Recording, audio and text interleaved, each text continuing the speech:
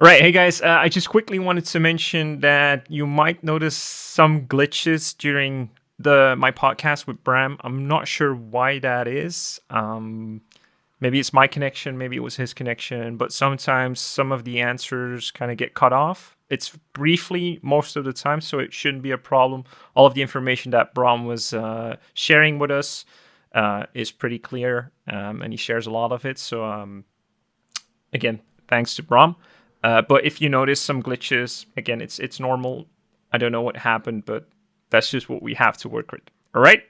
Thanks in advance and enjoy the podcast. Bye bye. All right. So, hey everyone, welcome to another Art-Wodcast. My guest today is both an artist and an art director working for companies such as Wizards of the Coast, Riot, Tokkun Studios, Ubisoft, Marauder Film, just to name a few. He's a fellow countryman. He's a really good, cool guy. I've met him a couple of times. So I'm very, very happy and pleased to welcome Bram Sels. Welcome, Bram. Hey everyone. Hope Hey, everyone's hey. okay. Yeah. Well, first off, how are you, Bram? Is everything good? How's the family life doing? I'm good. I'm very good. It's almost Christmas. I'm in the spirit. Awesome. No, it's Awesome. been great. The family's great. Yeah. Um, You a big yeah, fan of Christmas? I'm becoming a fan. Yeah, Okay. yeah. I didn't Okay. used to be such a fan, but yeah, it's growing on me. Like it's the whole even the music. I mean, I used to Right. hate it. I love Yeah. it.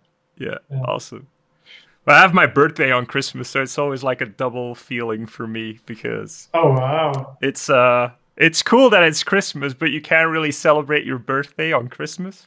So it's kind of a weird thing. Yeah. Wow. Wow. All right, so talking shop, you're an artist, like going back a bit of history. Like, what would you say drew you to visual development? Like, what aspect of visual development intrigued you the most? Um. hmm. It's a good question. I'm not sure honestly. I had a weird start honestly. Like I started out doing illustrations, and I wanted to do the kind of stuff that you see on Magic Arts, and the kind of sort of fantasy illustration. And I kind of started doing digital art because I wanted to become an artist for Magic. That was like my first kind of high end goal. And then after a while, I just kind of transitioned into visual development somehow because there's a bit of overlap. Right. And then I think the first jobs that I got were there were visual development jobs. So I kind of kept doing that. And I kind of gave up on the idea of becoming like an illustrator or like a magic artist. And then after a while, Magic contacted me or Wizards contacted me, and then I started working for them. So I kind of always skip between the two worlds a little bit. But I never really set out to become a visual development artist or a concept artist. I kind of just rolled into it. Okay. Yeah, because I know, like, in your earlier professional career, you were working for like a smaller local company called Grin. Is that right? Hmm. Right. Hmm. So, what was your role there primarily? I was a concept artist there. Okay. I was kind of working with the 3D artists over there to just create like concepts that they could translate into 3D. Right.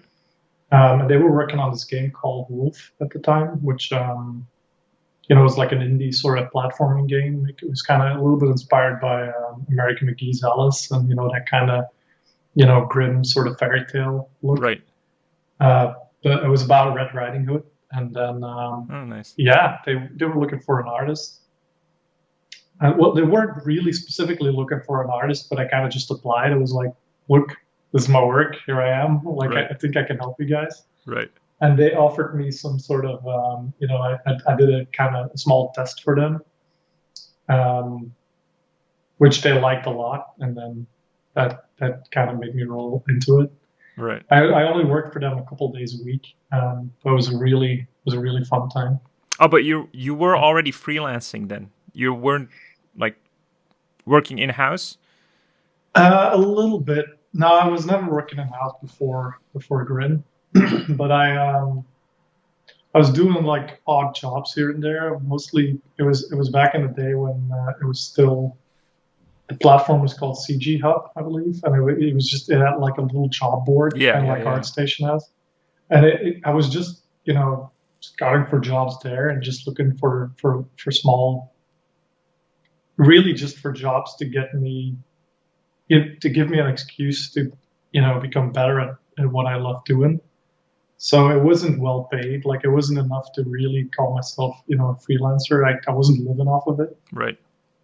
But I was in that weird kind of transition period where I was just off high school, and I was kind of looking for jobs. And then I did some. I'm a teacher as well, so I was teaching in high school, and then in the evenings I tried to do, you know, I was constantly sketching and learning myself, and then I just looked for jobs that could offer me a little bit of money for just really giving me that excuse to do some more hands-on work. It felt like that was the easiest way to kind of learn and to get Right. some experience, because you not only get like an opportunity to get something for your portfolio and your resume, but it also gives you experience in the field. Like people give you feedback. It's not these small time jobs not always have the best art directors, so the feedback's not always as useful. But it's better than like just working on your own and constantly being stuck to your own devices. Right. And were you teaching art at the time, or? History. I'm a history Oh, teacher. okay. Well, actually, history and art history. Right. But as you know, in Belgium, like art history is like it's not the highest priority in No, school. So like exactly. most schools just they ditch the subject altogether. They just combine it with music and into the whole history Right. package. So yeah, I was teaching history and a little bit of just drawing, but that was the lower end of the high school. But yeah, it was a fun time. Nice, nice. Now, in the realm of artists today, who are the three people that have been most, well, not even today, most influential to you artistically? Hmm. Wow, that's a tough question. I'm not sure, honestly, from the top of my head. Like I know people that inspired me a lot when I was starting out. I was a big fan at the time of Dave Raposa's work and Right. Brad Reedy's work, Richard Wright as well. Those were like the people I was looking up to when I was starting out. And then as like those are the people that were definitely when I started out, they were the rock stars of the concept art industry or the illustration industry. And they yeah, you kind of start looking at their work, listening to their just the stuff they bring out, and then they talk about more artists, and you just kind of roll with it, and Yeah. gradually you kind of deep dive into older illustrators and older artists. So I kind of had a brief period where I was looking at all the golden age illustrator stuff. Right. That is the painting at the back here is Don Lovell. It's a big inspiration for me as well. Nice. All the Loomis work, obviously, James Gurney. I mean, there's so many talented people. Yeah. It's kind Yeah. of You do yeah, feel you seem to have like a healthy balance between like traditional influences and digital influences, right? yeah. I think recently I've been more interested in traditional artists. Actually, like I did a brief course at the art department, which was like it was an American thing, not the Dutch the art department, but the Right. American one. It doesn't exist anymore, but it was a course with Vanessa Lemon and John Foster, and the course was titled like how like it was I can't remember the exact name of it, but it was a combination of traditional art and digital art, and kind of finding the bridge between the two. Right. So the course was kind of catered towards how can you use like skills that you use with oil paints or like the more traditional media, and then how do you use that knowledge and actively use it in a digital Right. medium and speed it up and use it digitally. And there were some moments in there that we actually started, like the first half of the course was purely traditional, so it was using oils and actual actually digging in and painting Nice. on a canvas. And then the second part of it was more digital, but it forced you to use what you created traditionally, Yeah. and then give it like a digital spin to it. Yeah.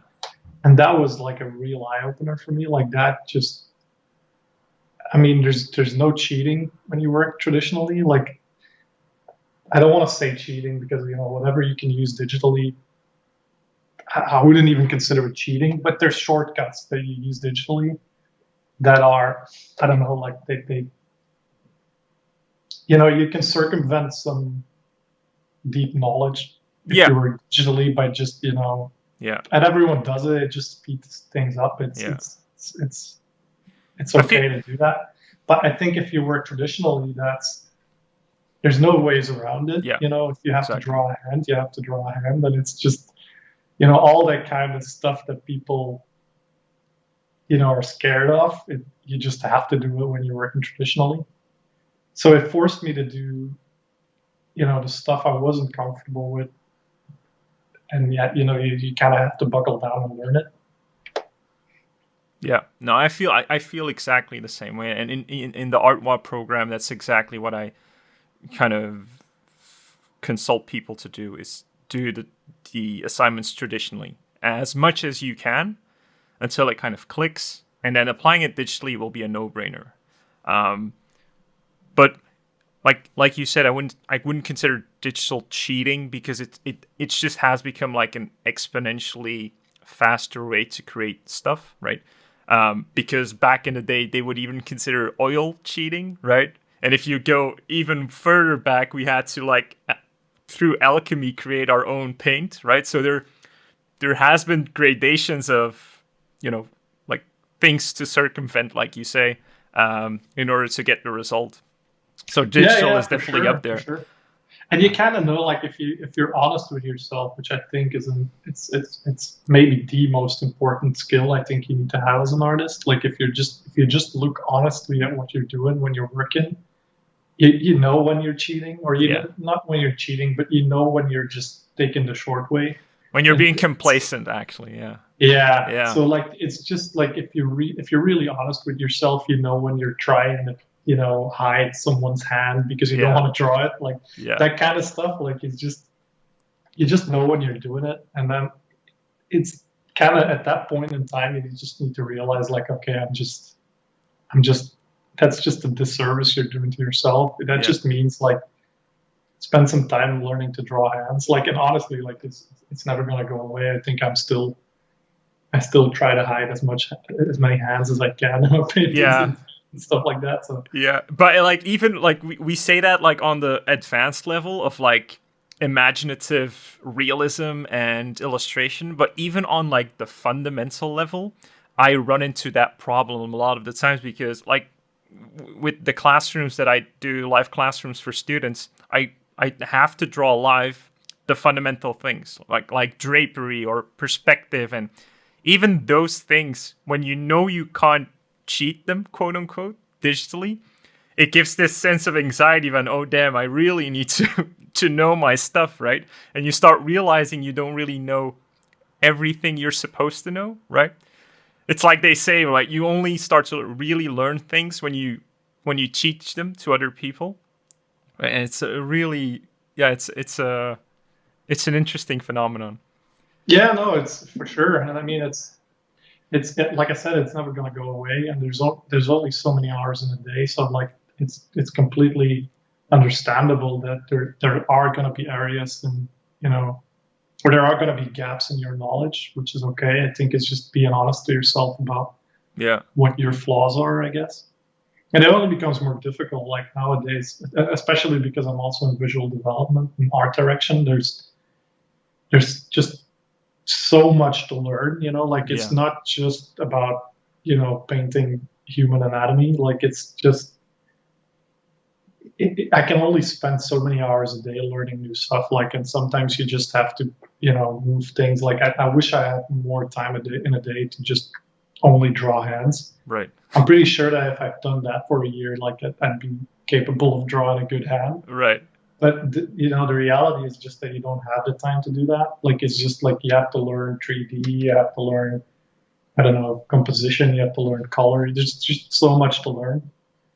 And it's stuff like that, like hands and, the less sexy stuff, that's the kind of stuff that people forget about. Like, that's the kind of stuff that people just hide, It's like skipping leg day a little bit. Yeah, exactly. That's my question a bit to you. Because most of the, I don't want to call you old, Bram, but that's most of the guys that I've interviewed. We've been in the industry a little more recently. I think you've been in the industry since 2013. Yeah, it might have been something like that. Yeah. And I know I've read in an interview that before you became a professional, you were working like for a good 4 years on your portfolio, right? So yeah. We can take that back to like the early 2010s. So you didn't have the luxury, like people these days are spoiled little brats, right? When it comes to resources, you really didn't have that luxury, especially being from Belgium, right? I know this personally. It's not like we have the biggest resource available, even when it comes to schools or ateliers. So how did you go about your development to create a professional portfolio? Yeah, I think if I look back through the folders, which I recently did, it was like a trip down memory lane, which yeah, it's kind of cringeworthy a little bit, like the earlier route. It's hard to look at, but it really it does go back like 10 years now, I think, and that was I still remember like the very very first digital painting I ever did. Like I just had a new Wacom, like it was the first thing I ever drew digitally. I mean, that's just that's 10 years ago, I think. And before that, I did some live drawing and like some traditional stuff, but nothing really digitally. But even then, like I wouldn't have considered myself like a draftsman back then or anything. Like I didn't consider myself an artist or like someone, like it was just a thing. Like I consider my career like 10 years now or something. Because that to me felt like it was the point where I decided like, okay, this is what I want to learn. Right. And that point in time really just, it's after then that I started buckling down on learning, the fundamentals and stuff. But I mean, I didn't really at the time look at it as like building my portfolio for 4 years. Like it's just after the fact that I was thinking to myself, like, wow, I've been doing this for 4 years already. And it's only now that I've just, have enough stuff that I could consider collecting into a portfolio or something. Right.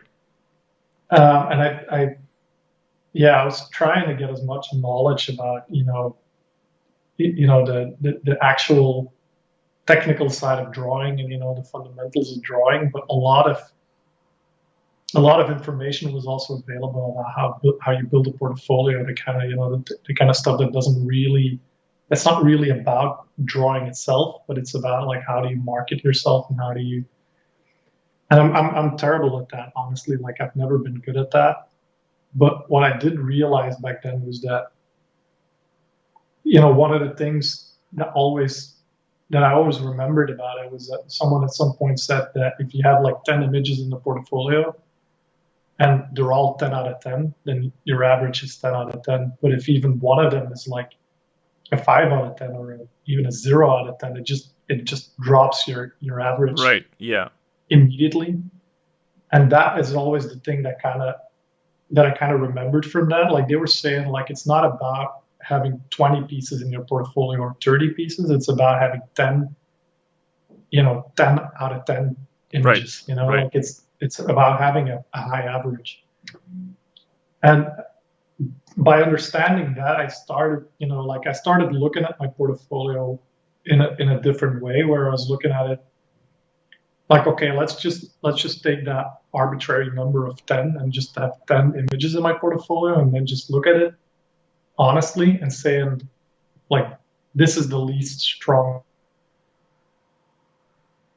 And whenever I made a new image, and I would just put it next to that and make, like see like, okay, is this better than what I already had in there?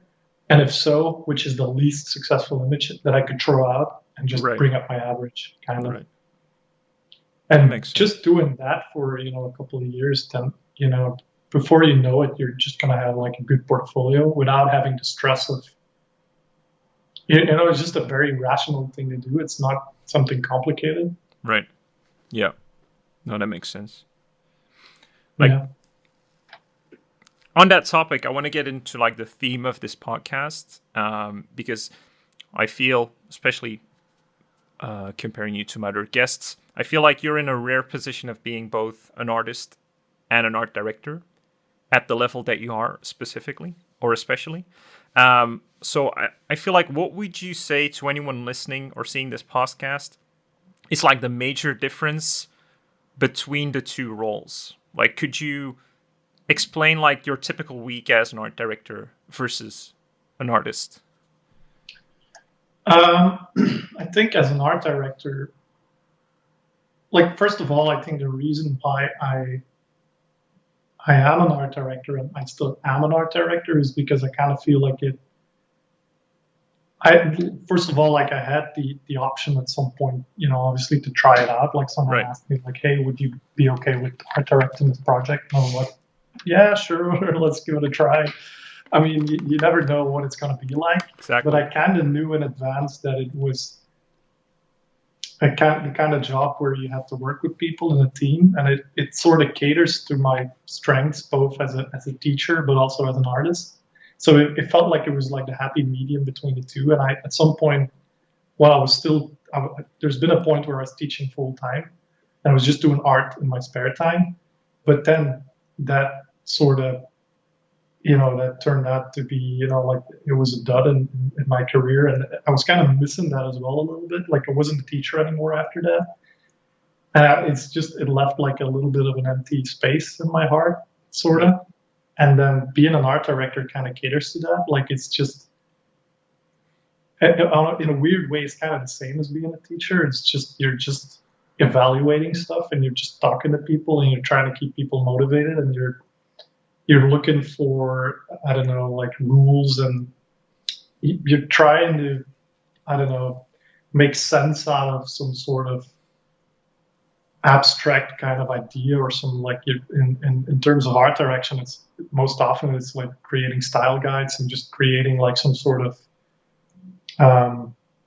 solid foundation on which you want to build a story. Yeah.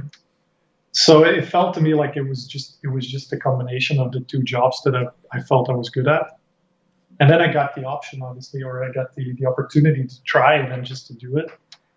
And doing it just, hit home that point even more. Like, it just felt like something like, okay, this is what I like doing. This is what I'm good at. And then I started doing that, and I just never stopped doing it. Like, Right. I'm assuming that I'm an art director for Access Studios, right? So Yeah. I'm assuming the people over there they're satisfied with the work I'm delivering. So Probably, yeah. I mean, that's the reason why I'm still an art director for them. Yeah.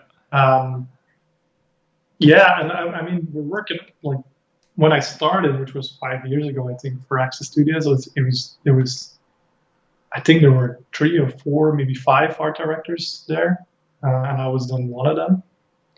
But I already had worked with a couple art directors, obviously, before they gave me the opportunity to become one myself. But now I think we're maybe up to 10 art directors on different projects. So there's still some periods in time when I'm in between projects that I just get to help out on other projects, and I'm working for another art director. And it's kind of nice to see that world from the two sides, because if you're on one side for too long, it kind of just skews your view of how it all works. Right. And just, it's a bit humbling to, work for other art directors that I consider better than myself, and just, seeing them work and then just getting feedback from them. It's just, you get a lot of experience just listening to people that you consider, being your, I don't want to say betters, but at least your peers. Yeah. Is it hard to, because the way I describe art directors to my community or my students is that to some degree you have to be able to put your personal preferences aside for the good of the project, right? For the development of the project, the style guide. Sometimes the style is not your style as an artist, right? But you need to make a style guide anyway, or let your juniors or your artists follow that style and give feedback based on that style of the project. So do you feel like as a still working artist yourself, like a lot of art directors aren't really working artists, right? They just do art direction, but you do both. Do you feel like sometimes that's a struggle to have projects that might necessarily not be in your style to still have an objective opinion about the overall visual guide of the project? Yeah, yeah, it's a weird one because at Access Studios we do a lot of different projects and a lot of different styles. I mean, we do live action, but we also do, very stylized project. We do 2D projects or at least 2.5D, and there's just a variety of styles over there. So it's very hard, I think, to be working for Access. It's okay, I think, if you're a freelancer, but to be working in-house for Access or at least on a full contract and just, pigeonhole yourself in one style, it's very difficult working for a studio like that if you're just only versed in one style. Like you're gonna come across situations where you're asked to do different styles, and that's part of what makes it a fun job. Like if you're constantly doing the same style, that might be fine for some people. I'm just not like that, but I enjoy doing different styles. And if I come off a project and there's another project coming up, there's something exciting about, like like you're starting with like a blank script almost, and you're just like, what is it going to end up looking like? That's kind of the what makes it fun. Right. You're kind of developing something new, or you're trying to develop something new. You're creating something almost out of thin air, and that's excites me about it. That being said, though, like not everyone is as good at every style, and that's okay as well. Like you just, I think as an artist, that is a little bit more difficult because you're asked to do a certain style. As an art director, you're just, the only thing really that's expected of you is just that you understand style. That's a different thing. Like it's not necessarily, I mean, you're gonna end up doing hands-on work as an art director. That's just the nature of the job. But if you're not so good at, creating a certain style or drawing the certain style yourself, yeah, I mean, you're hiring freelancers for that anyway. Like you just find the right freelancer, you hire them, and they execute the style in your stead, sort of. But that doesn't give you the excuse to not understand the style, sort of. Like it's just more about. I mean, at the start of a project, there's always like there's like a month or two where you're just focusing on like, okay, how does the style work, and like what makes it unique, or in a lot of cases you're developing a new style, right? Like you're trying to do something that in some cases hasn't existed before, and then you just go looking like, okay, what does this mean for my project? Like how can I elements from this kind of genre and then implement them in this kind of way? Like what kind of colors do I want to use? And then you just try to collect them into something we call a style guide. Right.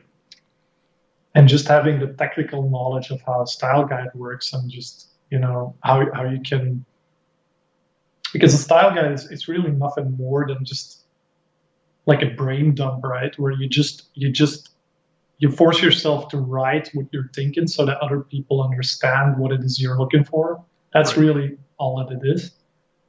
So I just start saving out images that I find on the internet, and then I just try to make sense of what I've gathered. Like it's like there's some sort of weird abstract thought pattern that I think occurs when I'm looking at images. Like if I understand, like if I read a script, there's kind of you see it kind of in your mind's eye, and then you go looking for images that kind of look like what you're seeing in your mind. You just save them, and then you try to explain like why did you save these images? Like what's it about these images that makes it so they belong within that style, and then throw out the images that don't belong in that style again. Right. And then you just end up like I'm talking about it now as if it's like a first pass or anything. Like most style guides I do are like 20. There's like 20 versions of it. Oh yeah. So the first version of it is just like a collection of images, really, with some text next to it. Like, okay, I don't know, like our style language is going to be more Art Deco than it is Art Nouveau, or like something like that. And then you just start collecting images, and then after 20 versions of the same style guide, it feels like it's something very professional that explains exactly what needs to happen to certain, I don't know, like scale relationships between elements, something like that. Like everything that you can imagine that needs to be explained in a style guide should be in there. It's actually pretty similar to the concept art process, right? Where you go from rough ideation with your style guides to something that's refined, and then something that you can actually has a sort of language, visual language that the people that need to read it can understand, right? Yeah, exactly. Yeah. And then you find that only half the people that you send it to read it, like actually read it. Yeah. Which is fine. Like it's honestly, I think a style guide is it's there to get the new people that jump into projects, to get them up to speed with what it is that's expected of them. But you find that people they scroll through it and they look at the images. They rarely read links really? of text. Okay. Well, I mean, it depends on what they're coming in to do. Like if they're doing smaller jobs, like I don't know, like hair groom or something, they're just gonna look at stuff that's relevant to them. Right. But honestly, like the style guide, I think like I don't know, like 70% of the what you get from a style guide is for your own clarity. It's like understanding yourself, what it is you're setting out to do. I think it's super crucial. I think it's exactly. super my main job as a freelancer is concept artist. Like I'm an ideator. That's what I'm known for with the studios that I work with. So a good style guide and a good art director makes my life 100% easier. Yeah, exactly. And it's what you're saying there. Like that's the only thing that I try to do as an art director is just make the lives of other people easier. And just like I never want to be in a situation where if someone asks something of me that I don't, like it obviously happens that you don't have the answer immediately, but I want to be prepared, and that's what the style guide is for. Like if people ask me in a review, like we do daily reviews, which are, I don't know, sometimes they're an hour long, but I want to be so prepared that if people put me on the spot and ask me like how big does this house need to be, that I can click and say like it needs to be this big because of these and these and these reasons. Right. And that's why I create style guides, at least, so that I'm prepared, so that I can give people the answers they're looking for without having to go like, oh, I don't know, like what's, Yeah. It's just preparation, I guess. And then something on the lines that you said, and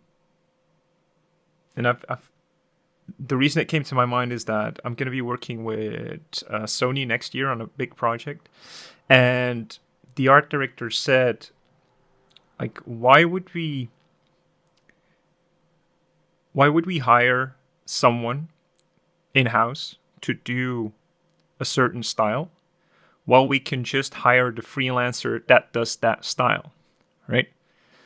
And so my question is, since the emergence of these outsourced studios is becoming bigger and bigger, like you said, Axis now has up to 10 art directors. I know Volta is doing major things as well. Framestore, to name a few. And so do you feel like there's because used to be when you wanted to be hired as a concept artist or as an artist, the requirement or the advice that professionals would give was you need to be a specialist to some degree, right? You need to show that you can do something that's specific. Now, do you feel that's still the case when you're trying to go in-house? I know if you're a freelancer, you kind of need to be, because you need to be like visible on the online landscape. Like, hey, this is the specialist. We need that guy. But as you said, in-house, you kind of get to work on very different projects, right? Different styles, realism, 2D or 2.5D and whatnot. So do you think like if beginner artists or artists that want to get into the industry want to work in-house, like they want to work with a team, do they still need to focus on that specificity of a style, or do they need to focus on something else? Yeah, that's the 1 million question, right? Like it's a tricky one. Like I think it's good to be a specialist in things, but you kind of need to be at a level where you're comfortable doing everything. Right. Which doesn't mean that you have to be, very good at everything, but you need to be able to do everything. Like if someone comes in and says like, oh man, we've run out of, character artists. Can you draw me a character? And you're an environment artist, like mainly, you need to be able to do that. It just happens like it's just the way it works. Like, and it's less so if you're a freelancer, but especially if you're in-house. That being said, though, like everyone has his specialty, his or her specialty. That's okay. I mean, that's a good thing. And when it comes to style, I think it's a weird one, honestly. Like you just have very prolific artists, which I'm not considering myself one of those. Like I don't consider myself having a style that's so unique that everyone goes like, oh yeah, that's that guy. Like I don't consider myself being, and 90% of the artists are like me. Like we're not artists. Very much so, yeah. Yeah, have like very, very recognizable styles. And the artists that do have recognizable styles, like an Evan or, Pascal Blanchet or, there's a lot of artists, that have like a very, very, very specific look. They only work in that look as well. Like they just have like, you see a piece of art from them and it's like, yeah, it's that guy. Yeah. I know his work. Those kinds of guys, like, well, for starters, like I hear that a lot. Like, why wouldn't we hire people like that? Which is a fair question, and it happens a lot. But for starters, they also ask a lot of money because most of the time they're really good artists. So it's like the rock star. It's like the number one on the bill. It's like they ask a lot for their time. For starters, most of the time they're not going to commit to a project that takes them more than a year because they have a lot of clients. So most of the time you find them coming in for a pitch or for an idea to sell the idea, or you find them coming in for 1 or 2 or 3 weeks just to flesh out an idea, and then the team takes it further from there. And it's not expected from other artists to then just suddenly be copies of that artist. Like we're not expecting of freelancers to suddenly become exact clones of that artist. It's right. More that we want to have that as a base of inspiration for the project, and then our artists become inspired by that. It's more of kind of like getting a head start there. But I think it's counterproductive to force yourself into the style of another artist as well. Like it's something that it is a question that a lot of beginning artists ask. Like I've asked that same question when I was starting out, like what style do I want to work in? Like which artist am I looking up to? Like I want to, it's so counterproductive because it's not always, it doesn't, going back to talking about Brad Rigney, like if you look at his work, like it's the most incredible work I've ever seen. Right. But he works in such a detailed style, and he works in such a refined way that it takes him, I don't know how long it takes him nowadays because a long time. Photo caching. Yeah. But it takes him a lot a lot of hours to get one image out. And I don't have the patience for that. Like I'm just gonna be honest with that. Like I can't use it in my natural workflow because I don't have the time to do it, like as an art director or as a concept artist. But even in my own spare time, I just don't have the patience for it. Yeah. So if I wanted to be the new Brad Rigney, it's just I don't know, like it doesn't feel natural to me to do that. So forcing myself into working exactly how he works is not going to help me, because it doesn't. I know for sure that I'm not going to have the patience to do that for the rest of my life. So while I admire his work and I still think it's incredible, it's not something that I'm still striving to be. Like it's not something that I want to be as an artist. And it's the same for a million other artists. Like you just have to find the right way for you to be working in, and then style comes after that. Like you'll find your style. It's like handwriting. It's very hard to get like a certain script in your hand. Yeah. Like you just write the way you write. Yeah. It's the same with making art. Yeah. You just draw or paint. I don't know. There's probably some theory behind that somewhere where it's the way you learn how to use your hand or whatever. Like there's something, probably a technical explanation for it, but in my head it's more of like it's definitely influenced by the people you learn from, right? If you copy a lot of Craig Mullins and James Gurney, you're going to have a very painterly look, right? That's just... So it's from the people you copy from, and also from the amount of time you spend on certain fundamentals, in my opinion, and what fundamentals you choose to focus on, right? For me, for instance, that's anatomy, perspective, and design, right? But like color and stuff like that might be a bit more neglected than others. And then the flaws or the mistakes you choose to make, right, which is what creates your style to a certain degree, or the unconscious mistakes that you make, right, that you just keep repeating and it kind of morphs into your style. That's the way I see it. But I think you're right there. Especially when you're starting out, you do tend to mimic other artists, like everyone does. Like, that's okay to do as well. Like even as an experienced artist, you're going to learn a lot by just mimicking other people. But down the line, you just create your own style. Like it just happens naturally. Like it's only recently that I've noticed that, I was just saying that I don't feel like I have a unique style or anything. But I do feel like when I look through my portfolio, that everything in my portfolio is of a certain style. Like it does belong together. It's very consistent. Like it is, there's like you're saying, there's some consistency in my work, and that is not something I was looking for. Like it's not, it just happened. Yeah. Like, and that is, I think you have to be comfortable knowing that that's going to happen. Like I think a lot of beginning artists, they're kind of scared of that whole topic of style, because they feel like it defines who they are as an artist, rather than thinking like how much work have you actually spent on creating your own personality, for instance. Like exactly, you have a character, you have an identity as a person, and you never once in your life really spend time thinking about like, oh no, I want to be more like this, or more, like it's something that it's just accumulation of whatever you've experienced in your life. And the same just happens as an artist. You just learn, and then all of a sudden you're a professional artist and you have a style. That's just what happens. Yeah, very much so. Very true also. And I think another beginner mistake that I feel is like and Feng Zhu said it beautifully as well, but like you have the rock stars, like you said.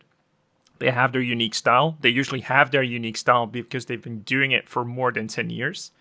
So they cultivated that style. But it's also when they have a portfolio, it's a lot of the time it's more like personal stuff or like venting or whatever. And their professional work either isn't visible, or if it is, it's for that unique style. But beginners try to like go for that too much. Whereas in the industry today, the biggest requirement is being a problem solver, right? Mm-hmm. Not having a unique style. It's the ideation and the things that you can bring to the table that are important. Like 90% of my work is not for my cool character style, let's say. It's for the thought that I put in the design or the character narrative or whatever, right? Because art directors are usually, what I feel, and correct me if I'm wrong, they're looking for people to solve problems for a new project, right? Something, like you said, you're a creative to think outside of the box, right? Not because you have a certain style. Like, that's good to sell the project, maybe, but it's not something that makes the project.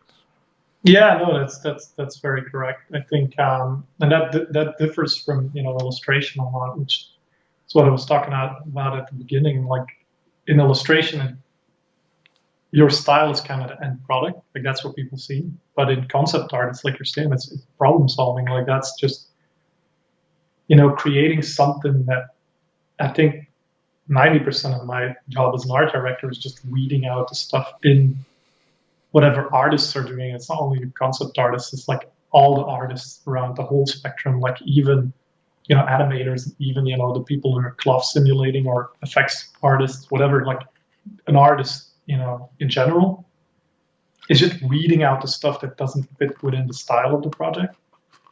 So I think as a visual artist, as a 2D artist, as like a concept artist, I think the two important things I'm looking for when I'm looking for artists is one, do they understand the whole, technical, fundamental, is it a qualified artist that I can trust to do work on a professional level? Like, and I'm just talking about making sure you're on the level where you're not having to think about anatomy anymore. Like, just weeding out. I don't want to say this disrespectfully, but junior amateurish artists from people who understand and have some sort of level on their work. And the second thing is, like, do they understand the style we're working in? And then the style doesn't have to be perfectly executed, but when we're almost never given, especially junior artists, we're never given assignments to artists where we're expecting them to create something. Like, just on another topic, like, I think the concept art that you see on the internet, like if you just Google concept art, the kind of work you see in there, that's all rock star stuff, like you're saying.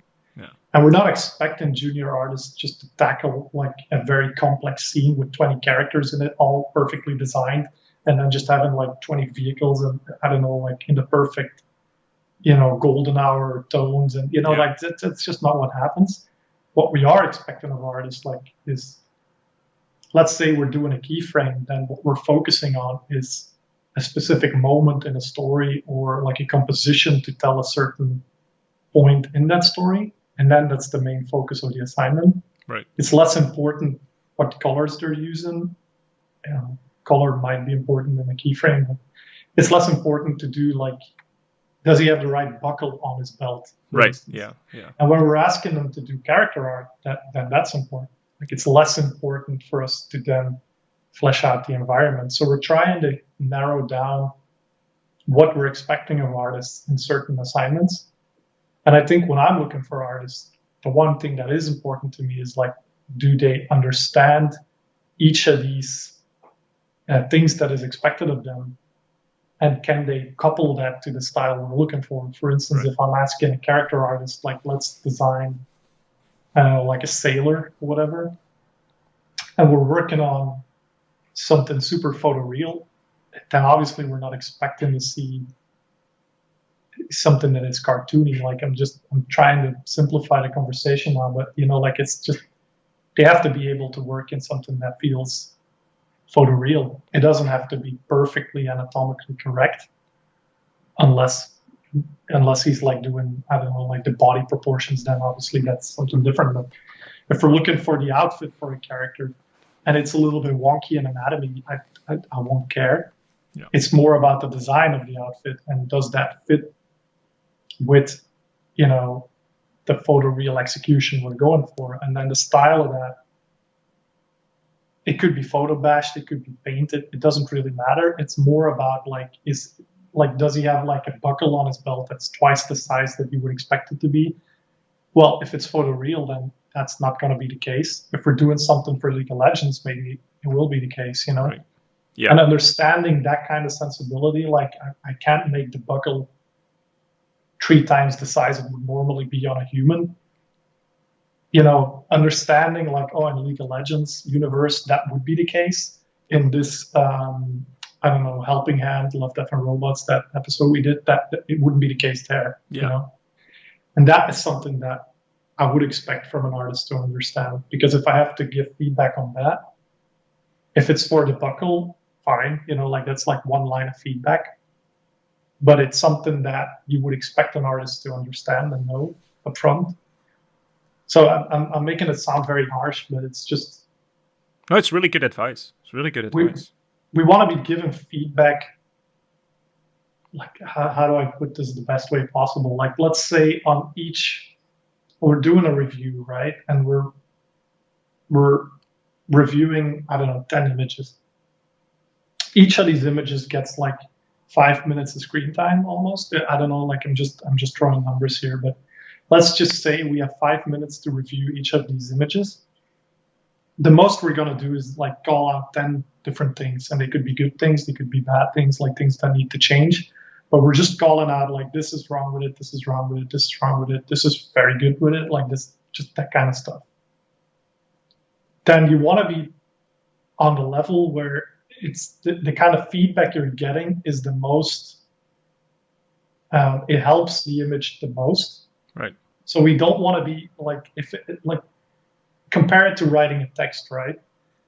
The least helpful critique you can get is like the spelling mistakes, because they don't change the overall feel of the story. They don't change how people are going to react to it. It's annoying that there's a spelling mistake there, right? But it's not gonna change the feeling of it. And so my dog. I hear it. It's okay. But what we do want to be doing is, giving feedback on the content of the story, right? Yeah. We want to be changing the whole mood and the whole feel of the story if it's not right. And if people are going to be distracted by that spelling mistake, then that's not the feedback they're going to be given. Right. And I, as an art director, can somehow, or most art directors can somehow read between the lines a little bit. We can look past these little spelling mistakes, but a director who's not a visual artist, most of the time they can't. They're just going to be distracted by that one mistake that's in there. And it's something like that it sounds very, very, it sounds a bit scary, which it shouldn't be, but it's just, you need to understand that, I think, try to have the professional level of an artist that doesn't make spelling mistakes. Like it's not, a spelling mistake is it's a superficial thing. Yeah. That you can quickly solve. Like everyone who has the understanding of a certain, style, or creating something visually, you understand what a spelling mistake is in a visual medium.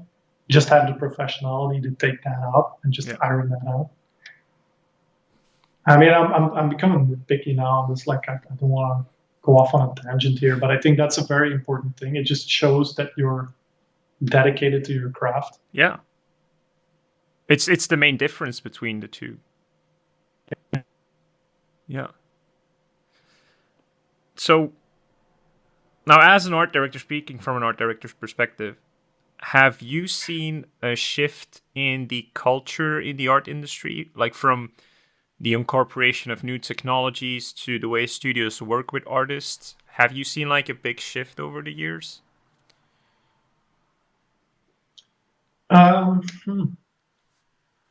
Yeah, a little bit.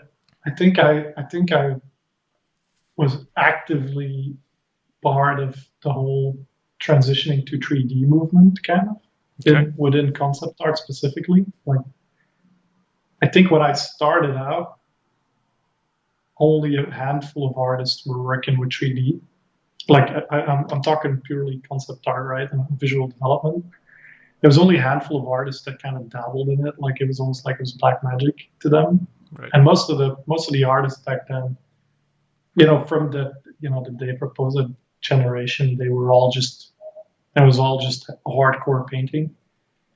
And nowadays, I think it's you can't imagine, I think, a concept artist or visual development artist that doesn't understand at least a little bit of 3D.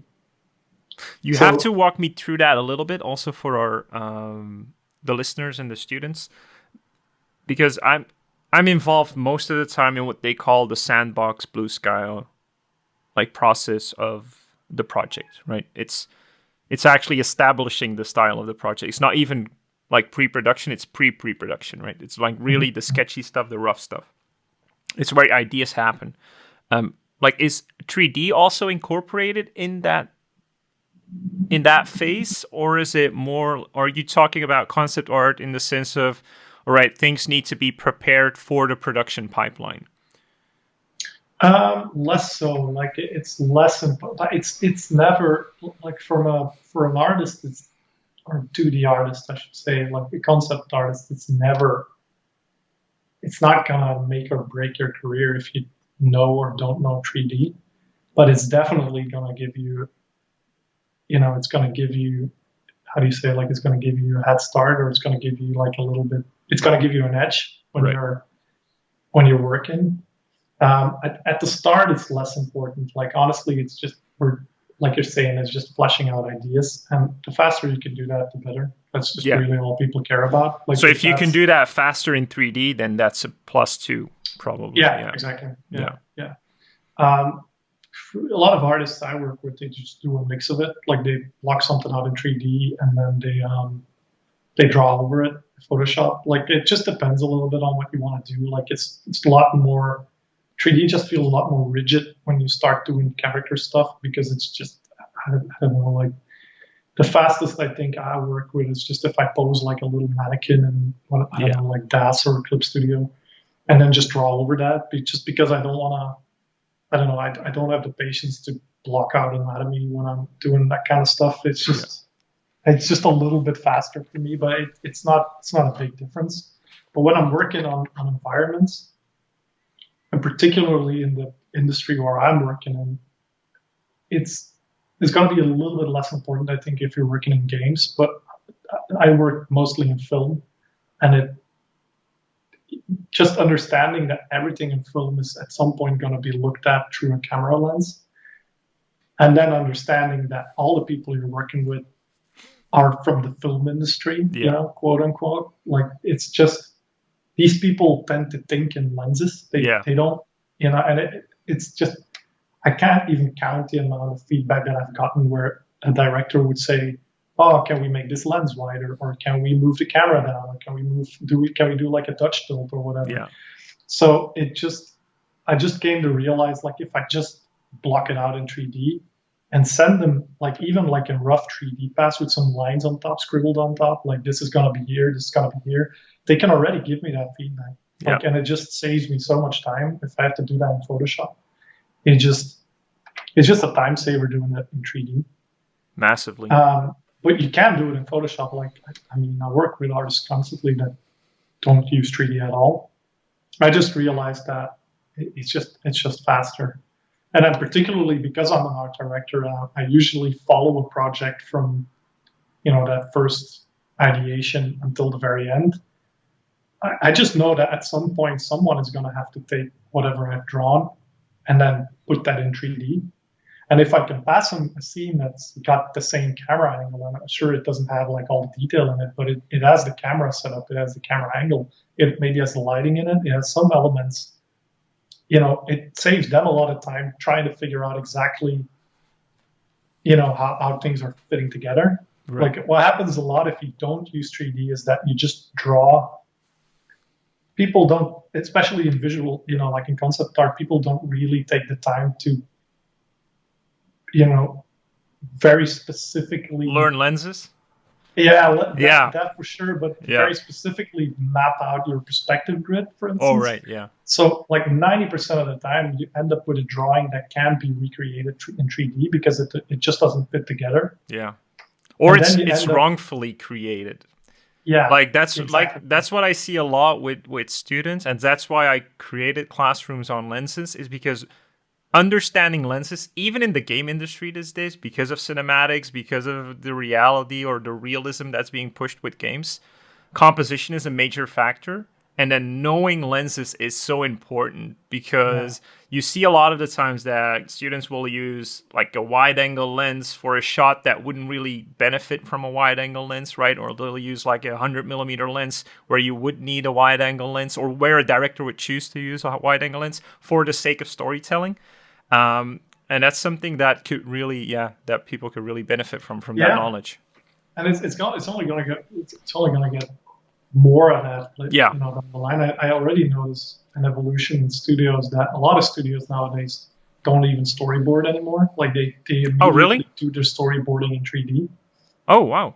But for starters, because it is so fast, like it just goes very, very fast. A lot of artists I work with, like Paul Coulthard and Toby Trebelliar, right? Those guys are, incredible storyboarders. But even they started doing their storyboards in Blender. Like they use like the grease pencil in Blender, and they just do their storyboards in there. Right. So they found like a happy medium between using 3D and then drawing exactly on top of it. Right. Because I follow guys like Dan Milligan, right? He does a lot of Marvel stuff and stuff like that, and he still does a lot of 2D. Yeah, there's still a lot of good storyboarders. Don't get me wrong. What makes it faster? Because I'm intrigued by that. Like, what makes it faster specifically? Because I know, like in storyboards, you have the camera movement, right, which could be beneficial in 3D. But sometimes you move from like one scene to another, right? Yeah, like the environment changes. I think the biggest benefit from working in 3D isn't necessarily that it's faster, but it is that it's more accurate. Like you're gonna end up with something that can be recreated exactly the way it looks in your storyboard because you base yourself on an actual lens and an actual 3D scene. Right. Like again, the amount of times that I've had to work from storyboards that look incredible and then somehow can be recreated because it's just it doesn't work in 3D space. Right. And then you're stuck with like no one's gonna give it a storyboarder a hard time for drawing something that isn't 100%, replicatable in 3D. But it tends to lead to, I don't know. It's a sacrifice you have to make. You end up making sacrifices because you can't do it exactly the way you envisioned it, and then you somehow have to work around it. Right. And you then have to cheat things, and that sacrifice is something you could save if you just base yourself on 3D material. And does, like, to some degree, because we're talking about the evolution of technology, right? To some degree, isn't it like starting to shift the other way a little bit as well, where technology is able to recreate 2D spaces?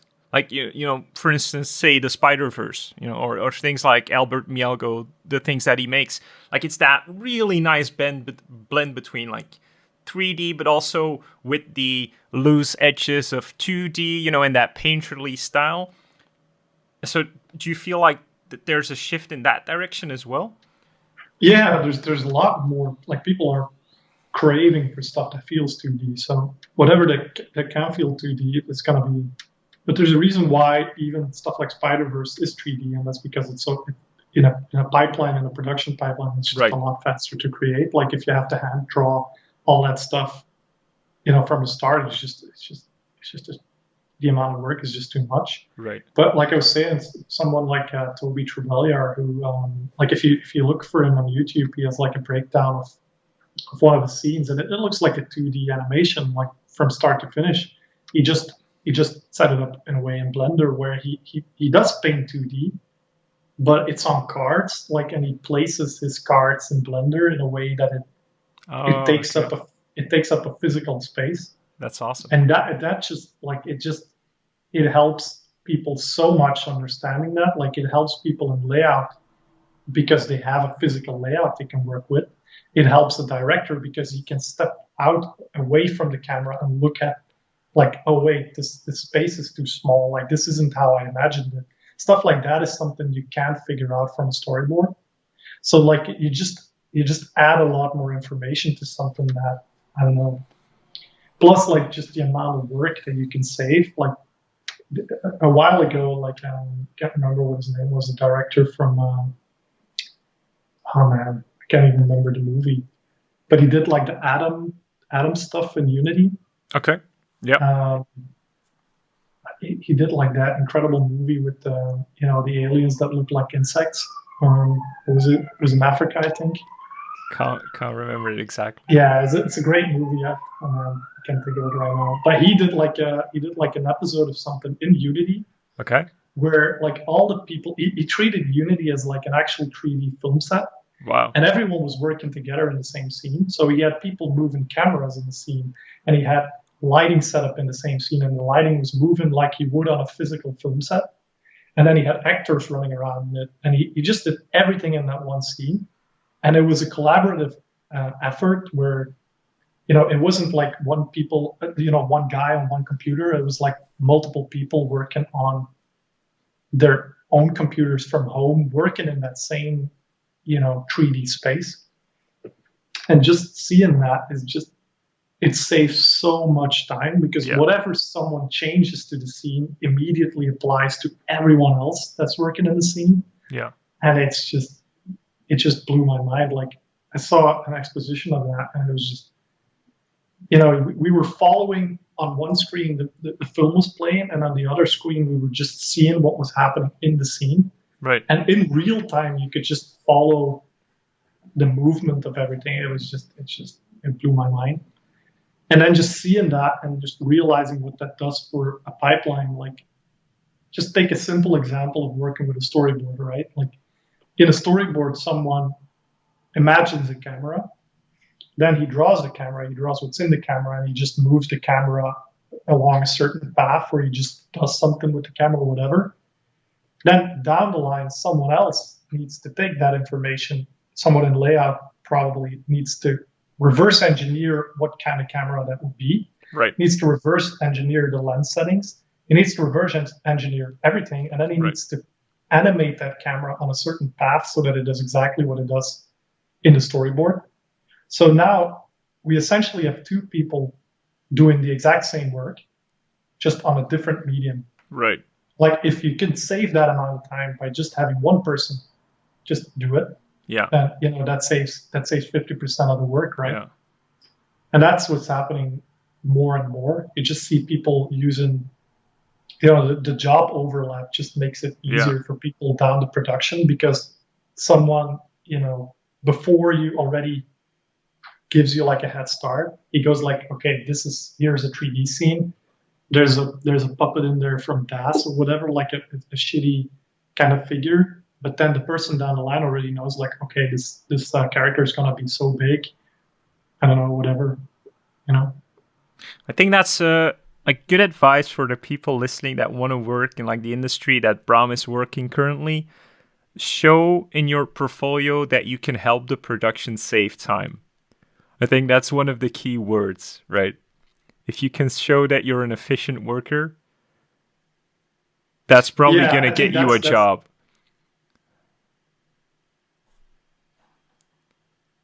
Or at least keep you in the door when you get ahead, like a first start somewhere. Is if you make other people's life easier, they're always going to say you're an awesome person to work with. Like that's just the way it works. Like, and just think about how that works in real life. That's just how people operate. Yeah. So if you can just, I don't know, it's less about exactly what you're doing in your own little world where you're drawing your own kind of nitty gritty stuff. It's about thinking like, okay, if I'm doing this, how can the most important thing is obviously just finishing your own assignment and doing what you're expected to do. But how can I do that in a way that makes it easier for other people to work from that, or just do whatever they need to do down the line? Yeah. And then people aren't going to forget that. Like people are going to remember like, oh, this guy's awesome to work with because he makes my life easier.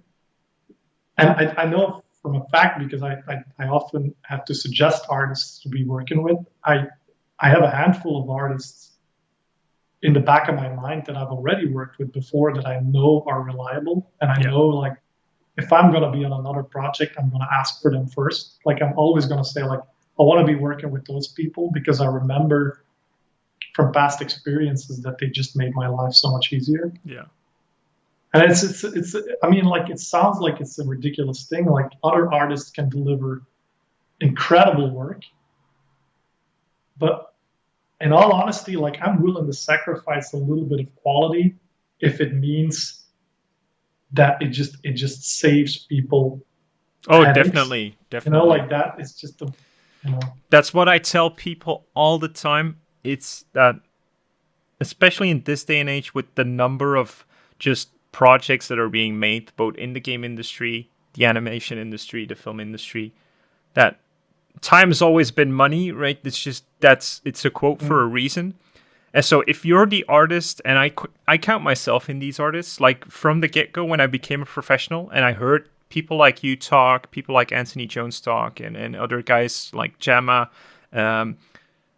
like from the get-go, I was like, okay, I'm going to be the artist that makes all the deadlines, right? I'm not going to be, maybe not the rock star artist, right, out there. I'm going to be super proficient with my fundamentals because that's a requirement. But first and foremost, I'm going to be the guy that never misses a deadline.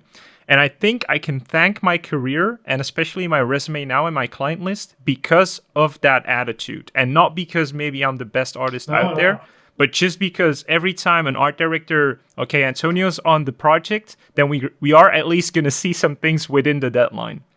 Yeah, absolutely. And that makes, I mean, yeah, that's it. I think that's it in a nutshell. Honestly, like I think, and this isn't an exaggeration, but I've never once in my career missed a deadline. Me neither, never once. Yeah. Like, I mean, I'm lucky in the sense that nothing so dramatically happened that I had to miss a deadline. You know, like shit happens. Like that's. I mean, if you know, like if you crash your car or whatever, like it just happens. Like no one's gonna blame you if something terrible happens. I had the luck that nothing terrible ever happened to me so far. But still, like if it was up to me, like I've never missed a deadline once in my entire career. And even I would take it one step further. Like I would always deliver like before the deadline, even, you know, like a couple hours before the deadline. I would deliver more than I was expected of me. Yeah. Like it's just small things. Like if people were expecting of me to do, you know, an environment, I would deliver them like 3 sketches or whatever, like instead of just the one. Yeah. And it just impresses people. Like it sounds weird, but it's just the way it works. Like you wanna show them like, hey, I'm here for you. I'm dedicating all my time to this. Yeah. Like, and it's that important to me that I'm, you know, doing it on time. I'm writing the email, you know, with my delivery in a proper manner. Like I'm using correct spelling, you know, it's stuff like that. But just very much a professional artist. Professionalism, yeah. Being friendly is one of the things as well. Like I think a lot of artists forget that you're also a person, and you know, there's a working relationship, and you want to be the kind of person people want to be working with, like a nice person to be working with. Yeah, and I think that's what a lot of art, especially beginners, but even current working artists, they tend to forget to think like businessmen. And if you start to, because that has like such a negative connotation, but it really isn't, because it's like things like making your deadline. Like, why would you make your deadline? Well, because if you always make your deadline, you have something to negotiate over when you want to up your prices, right? Because if you have a really good like relation with your art director or the studios that you're working with, and you're going into the next year, you want to up your salary a bit or whatever, you can say to your art director, hey, like these are my new rates, right, for the new projects. If you're the guy that always makes the deadlines, they're not going to haggle too much over that, right? They're going to say, yeah, probably that's okay, right? Because they know that you can make the deadlines, right? Whereas... absolutely. It's not like you said, like the rock star artists, you know, make the big bucks. To some degree, that's true. But if they're like the guys that never make deadlines or anything, I don't think that necessarily the guys that make the most money. I think it's the most efficient artists that make the best salaries, in my opinion, right? From what I've seen. No, it's true. There's like this, I don't know, like I can't even remember what the model's called, but there's like this triangle where, you know, on the one hand, you have, there's something like quality, the work you do. On the other hand, there's the money you ask for the job. And on the other hand, it's, I don't know, delivering on time and being professional about it or something. Right. And if you have 2 of these, people are going to keep hiring you. That's Yeah. sort of but nothing's said about, trying to be the ultimate trifecta, right? Like, it's just making sure that, I don't know, like a professional artist just doesn't not meet his deadlines, I kind of feel like. And I know from personal experience, I had at least 3 artists that I've worked with over the last 5 years that I'm never going to hire again because of that. Yeah. And not only me, like the whole studio, right? Like, Right. it's not like studios hold blacklists. Like, it's, like that's like a weird sort of idea that people think like, oh, there's like a blacklist. It's not. I mean, it's not a spy movie or anything, but it is something that people just don't forget. Like, we at the studio, we just have one head of art. Like, it's an incredible guy, by the way. Like, I loved working with him from the start. But whatever artist that gets hired goes through him. Is it John? I mean, yeah, it's John. Yeah, it's awesome. Yeah. Like, so if you ever apply for a job at Axis, like, your portfolio is gonna run through him. He's an incredibly friendly guy. Yeah, he is. Yeah. And he's never once said like a bad word about an artist. But I do know that, once it's not under delivering is the wrong word for it, but once you break the windows, they're just broken. Yeah. Like, it's just very rarely is he gonna, I mean, it's not even John. Like, for instance, I'm gonna, like, if then someone else comes along and says like, hey, do you want to use this artist on a project? I'm gonna veto it. Like, I don't want to have an experience anymore where, we're waiting to send something to a client and then all of a sudden we're not getting anything. Yeah. It's very sad, but and some of these people are very friendly. Like, that's not the problem. It's just they're bad students. They don't deliver their homework on time. I completely get that. I mean, and that's like what you said, like, we're all just people, right? The title really doesn't matter when it comes to working together, right? You're people, and if you don't like someone, not because of personality, because that can sometimes, not everyone has the same personality, that's okay. But in terms of professionalism and working together, that just creates a sort of a community. And if you fall out of that community, it's really hard to... Yeah, and like I was saying earlier, it's that triangle thing where, like, there's some rare cases where if the artist is that high quality and that rock star level that you say like, oh, he's the most amazing artist I've ever worked with, he doesn't deliver on time. But there's this rare, the rare cases where he does get hired again, he or she does get hired again, just because of the status or the work that they deliver, and then you just know up front, like, he's not going to deliver on time, but okay, you're getting the best quality too. But it's so rare. Like, honestly, I've never even had that happen. Right. It just rarely happens. There's a lot of artists and no one just wants to put up with bullshit. So, like, you just work with people that are reliable. Yeah. That's the one thing. I think that's even more important than the quality you deliver. Just be reliable. Yeah. And just be friendly to work with. And there's the upside of that as well. Like, it's okay, I think, to ask a lot of questions, but there's the other side of the medal where, like, people are too clingy and too...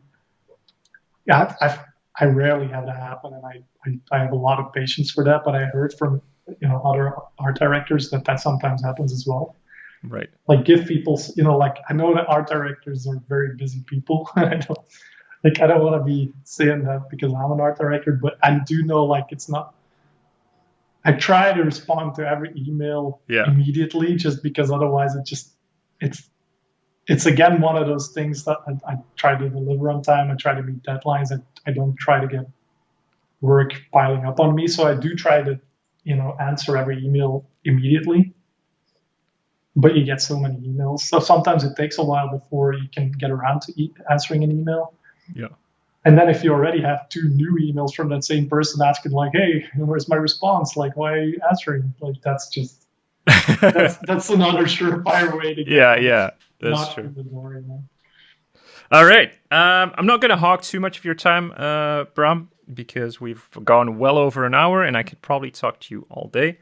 But I did like mention to my students that I was gonna have a podcast with you, and they threw some questions together, and I picked 3 of them. So if you would be so kind to answer them. So the first question is, what are the most common mistakes made by artists that are applying for work? And what did your favorite applicants do right? Yeah, I think that what I was just saying, that's actually one of them.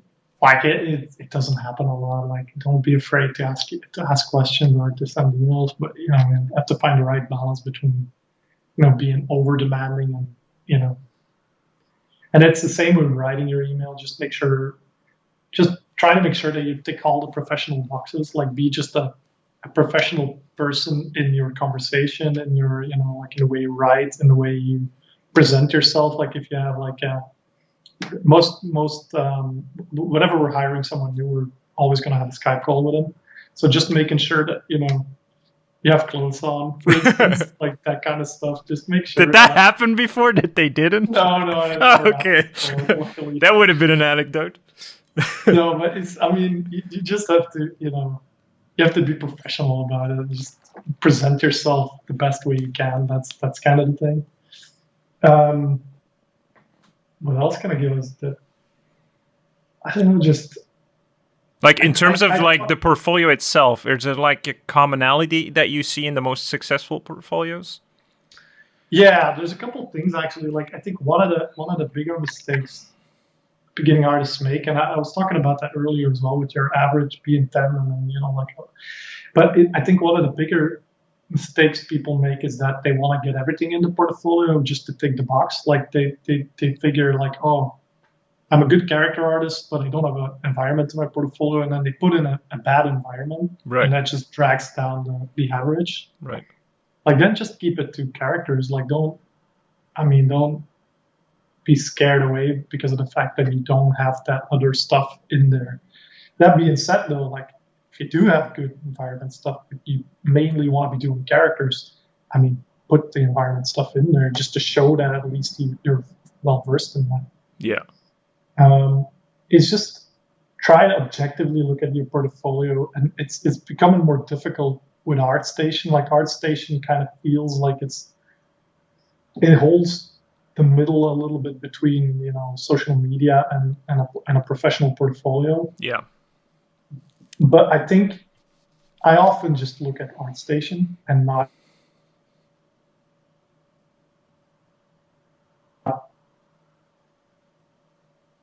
people. They're almost always slow, or they break, or they're just cumbersome to work through. So I usually just look at ArtStation because I can save people in there. Like I work with ArtStation. Everyone does. So like just make sure that your ArtStation is like it's like your living room, like that's where you invite people in. It's not like it's not your closet in your bedroom, like it should be cleaned up, like it should be. I see a lot of ArtStation stuff that just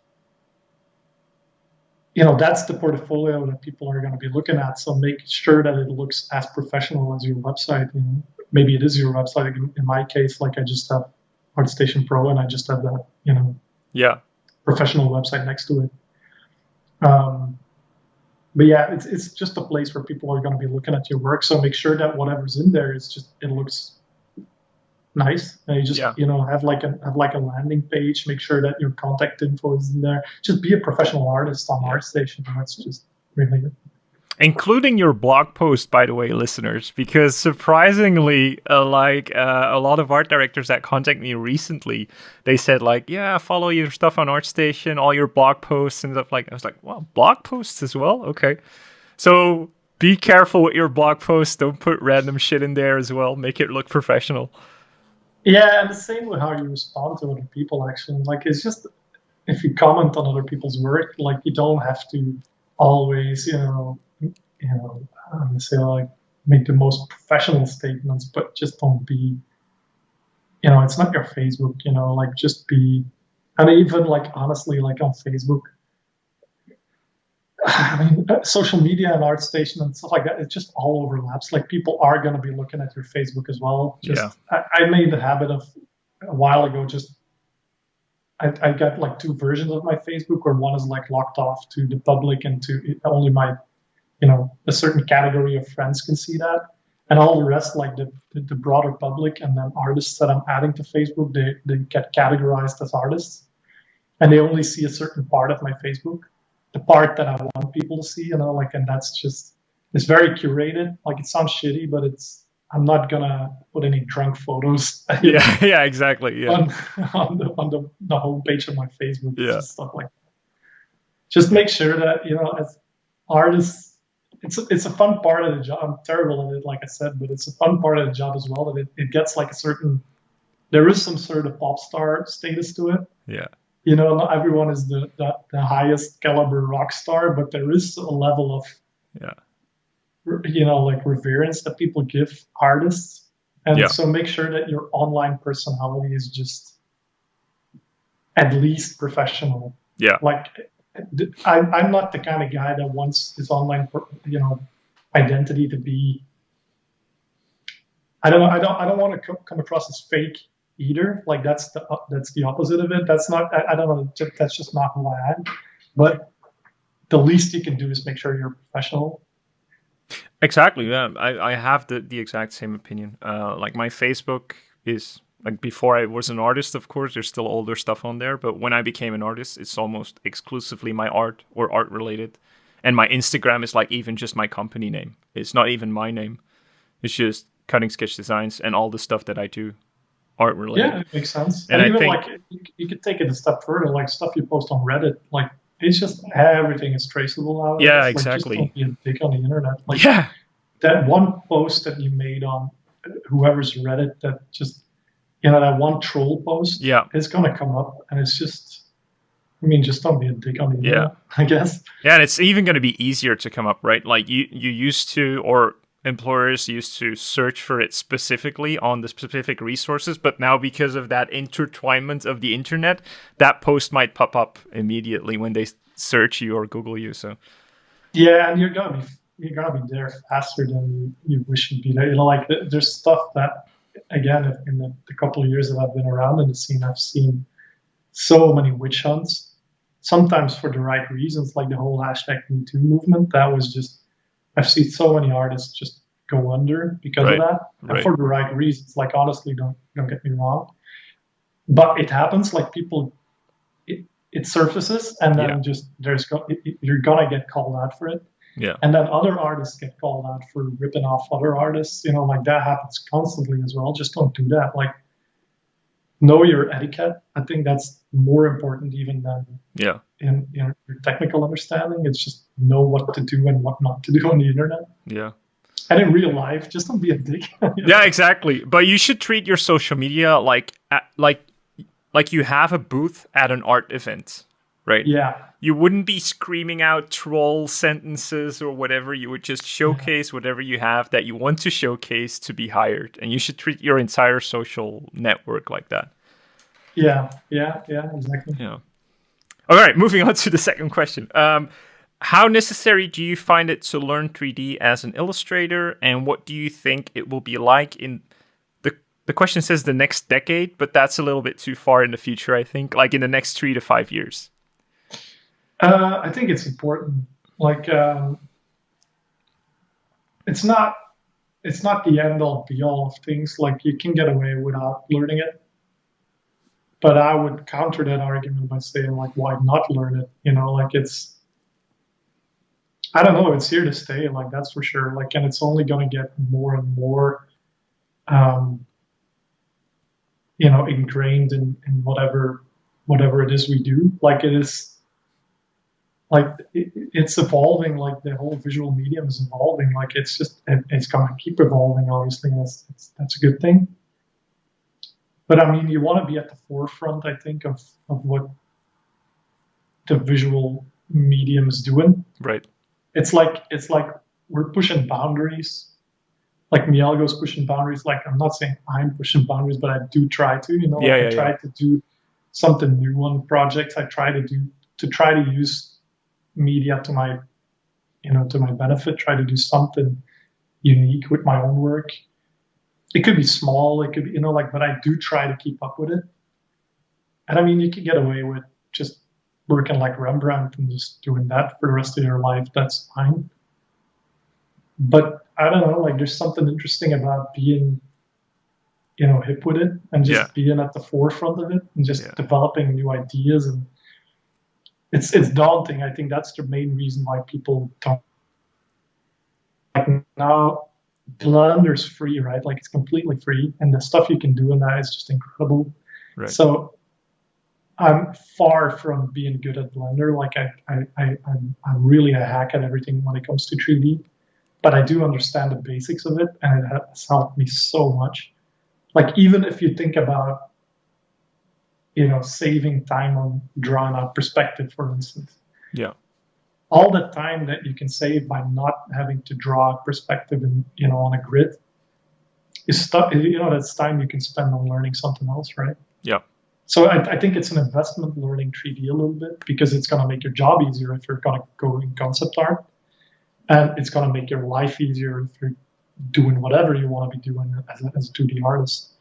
Like even the bigger artists like Jasper Ising and the big magic artists, at some point they started not always with 3D software, but they at least did maquettes and like models for reference. Yeah. Models for reference. Yeah. So yeah. like even those people understand the benefit of having something you can turn around and see in 3D.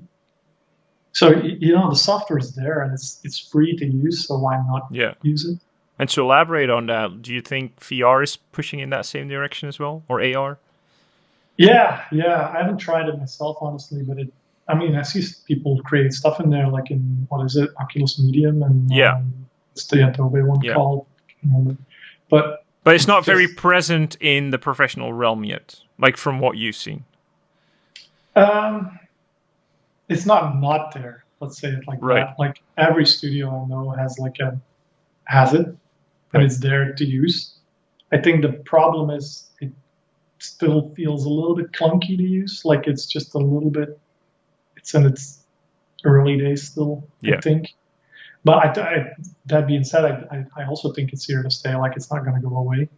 Right. I think that the key is just whatever you can use to speed up your workflow and to make your life easier, you should use. Like that's just.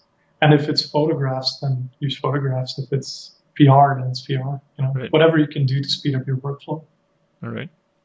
Cool. The last question was about freelance versus industry, but we talked about that in our podcast, actually. But I say, like, last thing, let's say we have, like, a perfect candidate who possesses all the traits we discussed, right? The perfect portfolio or whatever. But the country they're in is very scarce in terms of opportunity, right? We even come from a country like that, but we're still in, like, a Western country, so we can still consider ourselves a little bit lucky. Like, what words of comfort can you offer to the people to motivate them for their pursuit of professionalism, right? I know we have like the being an online presence, but we kind of have the luxury now that we have a large following, which creates more of a point of interest on the online landscape. But people starting from scratch that maybe have like a very good portfolio, right? Like, what would you recommend them do to at least get seen or noticed by guys like you or other studios? Yeah, it's a double-edged sword, I would say. Like, as we were saying earlier, like your online presence is important. Like that's going to be your foot in the door a little bit. Like, especially now on ArtStation, that's where people scout. That's where people recruit, and on events. And hopefully we can go to some events next year again. Let's not open that can of worms. Yeah, but that's where people recruit. So, but I think more important than that, I think I want to make the differentiation again between those rock star kind of people that people look up to.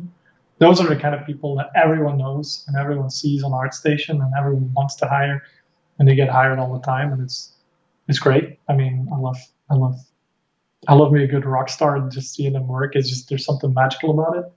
But the bigger chunk of the industry is just nobody's, and I say that very respectfully. It's like myself. Like, I consider myself I'm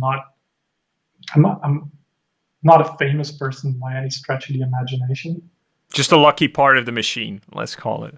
I think what it is that, and that I didn't have a ton of opportunities. Like that's for sure. Like, but opportunity I did get, I made very, very, very sure that I delivered and that I gave the best work that I could give. Yeah, you capitalized on your Yeah, and I know that I think there's 3 points in my life where an opportunity presented itself where it actually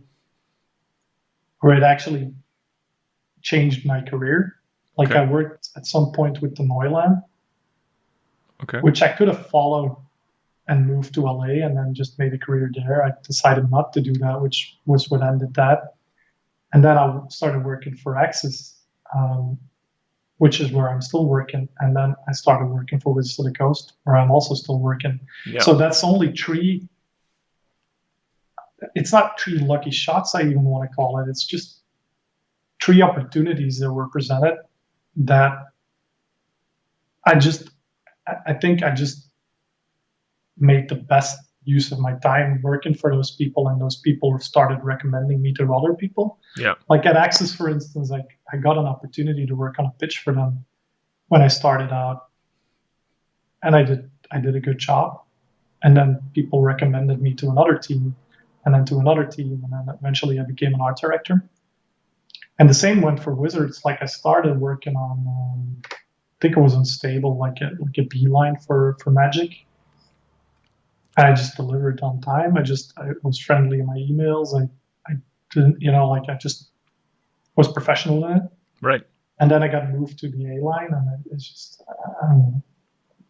just making sure that when you're working with people, just be professional. That's again, it sounds like a broken record, but yeah, you can be sure that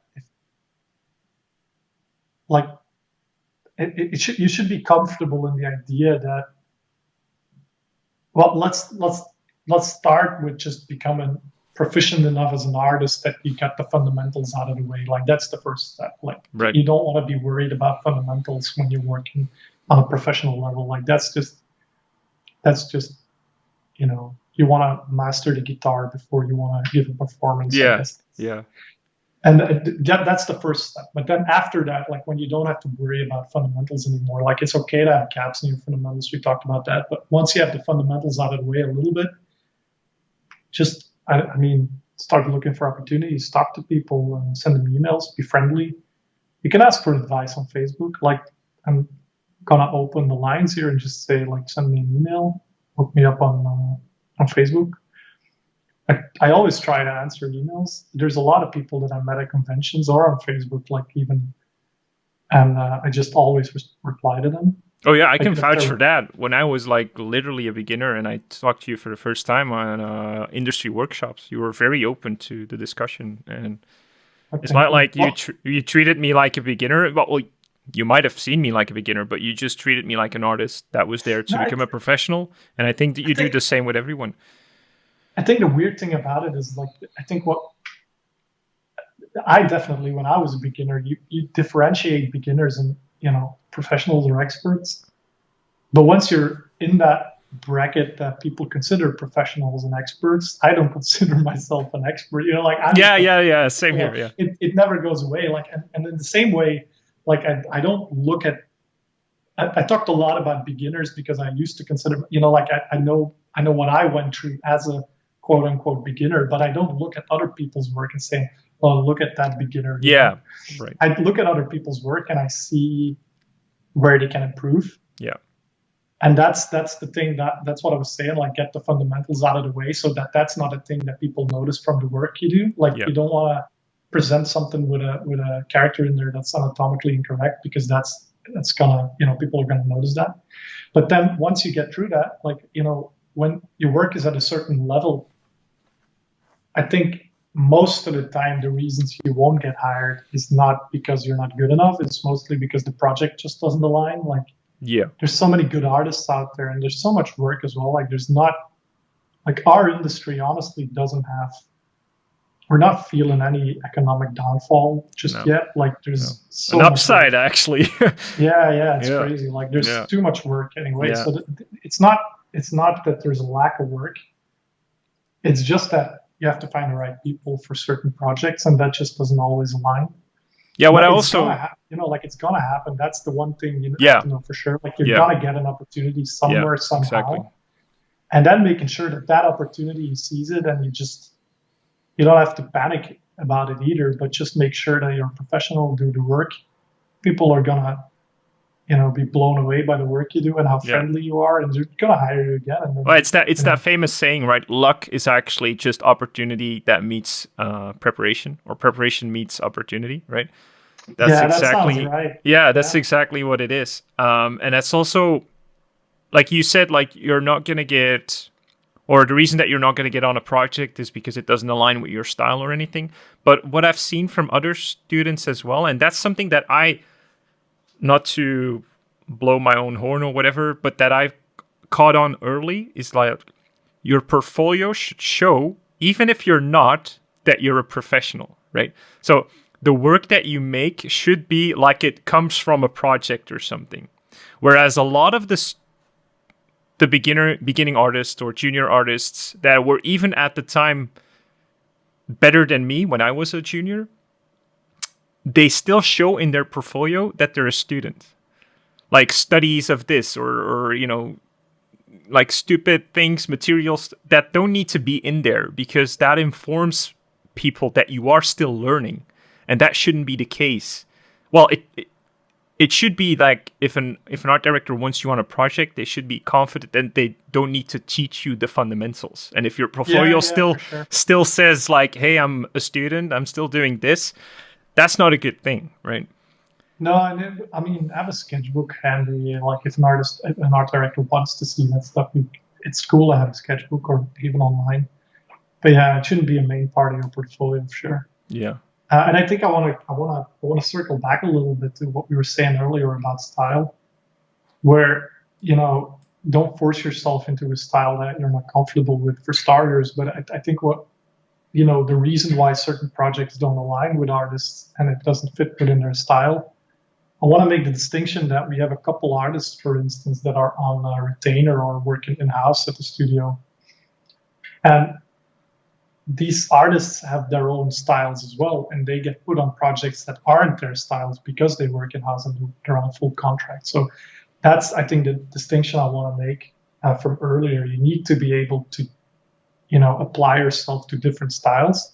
Right. But that being said, like if you're not working for a studio already, it's it's very rare that a studio is gonna go, oh, this guy has like so much stylized stuff in his or her portfolio, let's hire him for a photoreal project. That's not gonna happen. Yeah. They're gonna hire you for the stuff that's in your portfolio, and then once you have your foot in the door, you might be working on a project for a month, and then after that month, an art director might go like, wow, wait, we've got another project lining up. Are you free? Are you comfortable doing this style? And at that point in time, that obviously it's a good thing if you can say, yeah, sure, throw it my way. So to play good with it. To play devil's advocate a little bit on that note, it is, and that's what I tell a lot of people, is that you're not going to get hired for that photorealistic stuff. However, if you're good enough in your style and you can show that you're a problem solver, the current style of the project doesn't matter. And I always bring up the example of Loish that's done concept art for Horizon Zero Dawn. A style that's super realistic, the game itself, right? Whereas Loish, we can all agree that it's very stylized, right? But she was brought on as a problem solver, right? Yeah. Regardless of her style. Yeah, for sure. I mean, that happens as well. Yeah, totally. I think, Loish is on that level where she's almost a rock star in her own.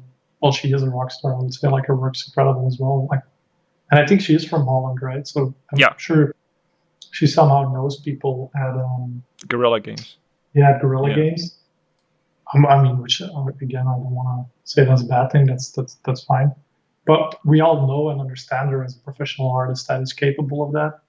it's just a rare opportunity, I think, for studios to bet on something that isn't in someone's portfolio, which I mean, it kind of harks down to that whole thing about don't put in your portfolio what you don't want to do, Right. because people are going to ask you to do that, Yeah. and then you're going to be stuck doing something you don't enjoy doing. Yeah. So just put in your portfolio what you enjoy doing, and then people are going to hire you to do it, and then eventually people are going to ask you to do something that's different from that. Yeah. And then it's just a good idea to, like you're saying, if you're a professional, you should be able to do that. Yeah. All right. I think that's a good note to end the podcast a little bit. Yeah. As always, Wow. I like to end the podcast with a question, because this is more like an educational oriented podcast. And I really, really appreciate your insight as an art director and an artist, Bram. So thank you. My final question is a recommendation question. Like, if you were to recommend one artistic book, doesn't have to be educational, can be anything, and an online resource, what would it be? Wow.